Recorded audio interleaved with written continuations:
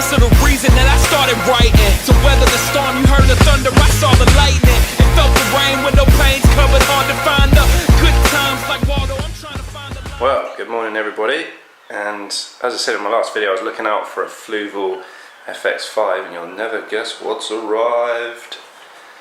I just bought this on eBay, and as you can see, it's literally just turned up. Got this for £100 on eBay, which is a bit of a bargain really, and we're just going to unbox it now and check it out and see how it goes. So I'll see you guys in a sec. So we've taken the top off and looking good. You obviously like lift these out and it takes the whole all the 3 filter media trays, they all pop out. We didn't get any media with it, but that's not a big problem, so I'm gonna head down to a local fish shop and get some media for that. I've also got some spare as well, got some ceramic rings that are brand new that are spare, so we can get them ready to go. And I'm going to filter floss as well on one of the trays. Might put some Puragen in this at some point, but at the moment, as you know, I've only very recently added some ChemiPure Elite to my Eheim filter, so we'll see how we get on with that first. But yeah, looking forward to getting this thing set up. Right, so well, it was all going really well, and then I found a leak. Set it all up, filled it all up with water. I was using fish water, obviously, to keep the bacteria and stuff alive in the filter sponges. And what happened was, we got the whole thing plumbed in, and then down here is a purge valve. This is the new one. This is the one that came with it. And what was happening is it was leaking, and it wasn't leaking from the end, it was actually leaking from around here where you can open and close it. One of the really great things about the FX5 and the FX6 is that if you ever need to clean this out, there's a valve at the bottom that you can open and drain the water out, so it's really easy to carry.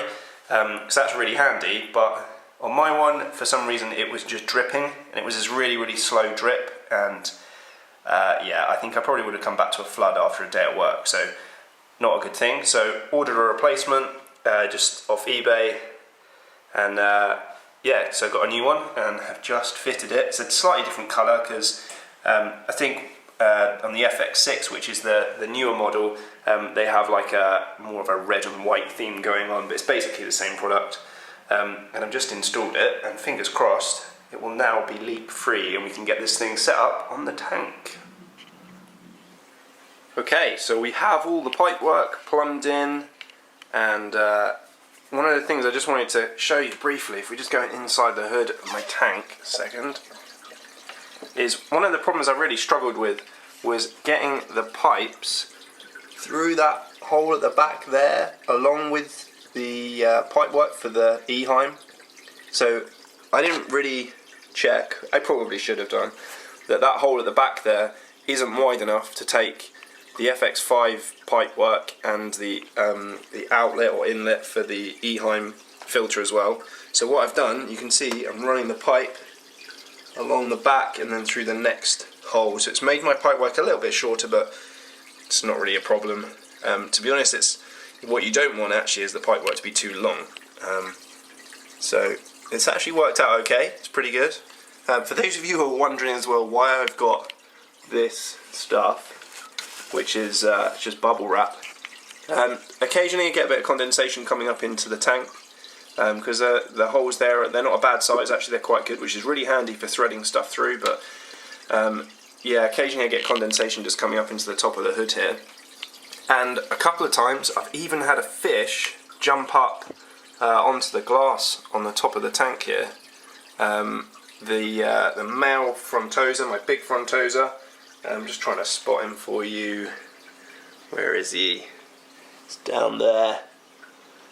When I first got him, he made a big bid for freedom and jumped through that hole back there and landed on the glass here, and I just heard this kind of flicking around and this madness coming over, so came over to the tank and there he was, just kind of doing his thing on the top of the tank. So quickly rescued him and put him back in. So since then I've just kept the the bubble wrap just in that gap there, just in case something goes wrong. But there we go, there's the pipe work running through the back of the tank through the other holes and then down the top and running down.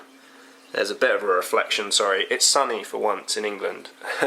So yeah, but it's working, so that's really good. Right, so we are in, and yeah, all plumbed up, no leaks, which is really good. It's a really tight squeeze in this cabinet, but it does fit.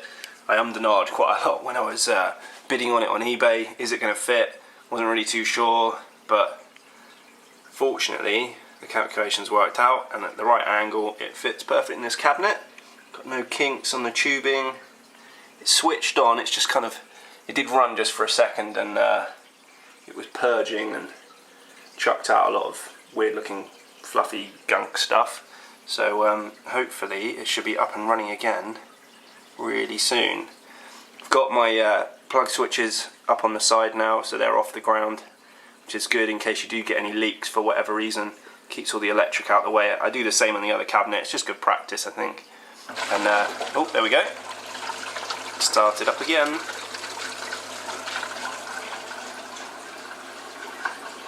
Some good flow, which is really good to see. In fact, I think the flow's even better now. When it ran just now, it wasn't really kind of kicking up much, but definitely looks better now, so that's really good to see. Getting some good movement around in the tank from both the filters now, and yeah, really impressed. Just got a bit of cabling to sort out with my lights and stuff to kind of tidy them out of the way, and then we're all good. So thanks for watching, everybody. Sorry it was all a bit kind of cut up a bit with lots of little bits here and there, but just trying to set up one of these things on a tank, and a bit trial and error is always a bit difficult. But thanks for staying with us, and cheers for all of those of you who subscribed and commented and liked our videos. We really appreciate it. We're just really enthusiastic about this hobby, really enjoy our fish keeping and stuff, and James and I really look forward to seeing you on the next video. Thanks very much for watching, guys. Catch you soon. Bye. Yeah.